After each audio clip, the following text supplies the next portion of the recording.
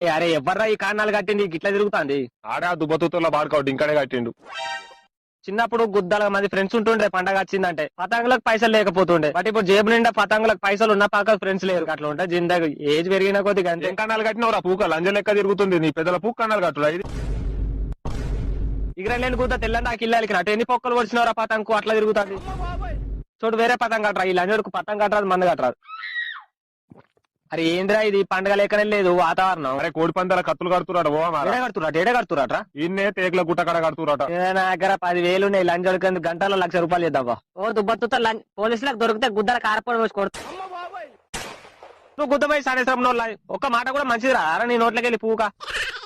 అరే పేరేసరే పోలీసులు అయితే రాళ్ళు రప్పలు చెట్లు సేవలు అనుకోకుండా కుక్కలు ఉరికినా తెలుసా. ఆ దరిద్రం నోరుతో అనకరా నీ తహసీల్ గుద్దని గుట్టనే గురువు అయితే ఇంకా మాకు గుద్దాను కదా గుయ్యి గుయ్యి అనుకుంటా.